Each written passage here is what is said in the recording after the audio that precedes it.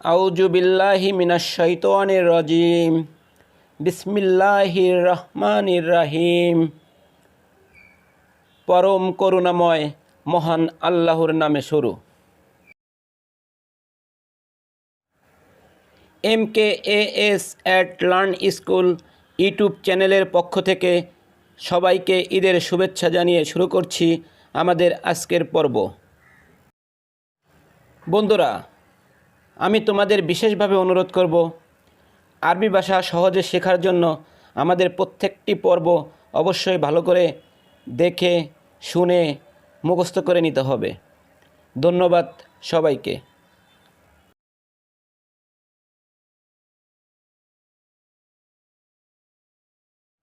বন্ধুরা, আজ ঈদুল ফিতর, আর এই ঈদুল ফিতর খুশি ঈদ উদযাপন উপলক্ষে শুরু করছি খুশির ঈদ দিয়ে।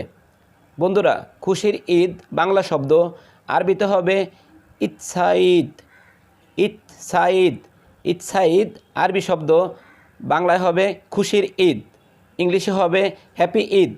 ইংলিশে হবে হ্যাপি ঈদ। এখন যে শব্দটি শিখব সেটা হলো টমেটো সালাদ। আরবি ভাষায় হবে সালাতা বান্দুরা। সালাতা বান্দুরা। সালাতা বান্দুরা আরবি শব্দ, বাংলা ভাষায় হবে টমেটো সালাদ, ইংলিশ ভাষায় হবে টমেটো সালাদ।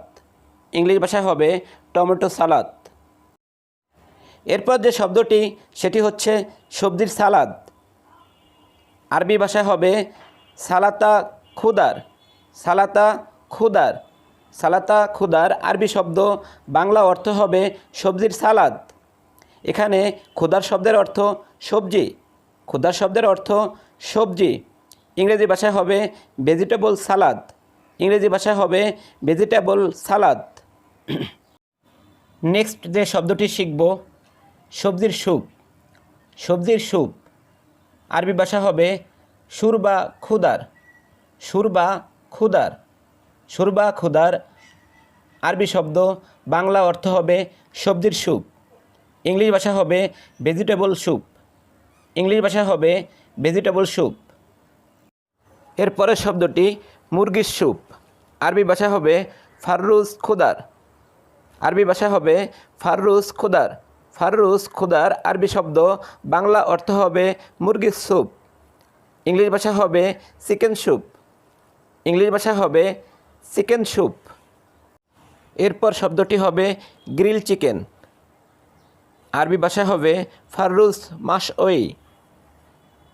ফাররুজ মাশওয়ি আরবি শব্দ, বাংলা অর্থ হবে গ্রিল চিকেন। ইংলিশ ভাষা হবে গ্রিলড চিকেন। ইংলিশ ভাষা হবে গ্রিলড চিকেন। বন্ধুরা, আমি আবার বলছি, আমরা এখন যে শব্দটি শিখছি শব্দটি হচ্ছে গ্রিল চিকেন। আরবি ভাষায় হবে ফাররুজ মাশওয়ি। ফাররুজ মাশওয়ি আরবি শব্দ, বাংলা অর্থ হবে গ্রিল চিকেন। ইংলিশ ভাষা হবে গ্রিলড চিকেন। ইংলিশ ভাষায় হবে গ্রিলড চিকেন। নেক্সট শব্দটি মুরগি ভাজা। আরবি ভাষা হবে ফাররুজ মাকলি। ফাররুজ মাকলি। ফাররুজ মাকলি আরবি শব্দ, বাংলা অর্থ হবে মুরগি ভাজা। এখানে মাকলি শব্দের অর্থ ভাজা। ইংলিশ ভাষা হবে ফ্রাইড চিকেন। ইংলিশ ভাষা হবে ফ্রাইড চিকেন। পরবর্তী শব্দটি হবে মাংস বা গোস্ত। আরবি ভাষা হবে লাহাম। আরবি ভাষা হবে লাহাম। লাহাম আরবি শব্দ, বাংলা অর্থ হবে মাংস বা গোস্ত। ইংলিশ ভাষা হবে মিট। ইংলিশ ভাষা হবে মিট। এরপরে যে শব্দটি শিখব সেটা হলো খাবার। আরবি ভাষা হবে আকুল বা আত্তম। আকুল বা আত্তম। আত্তম আরবি শব্দ, বাংলা অর্থ হবে খাবার।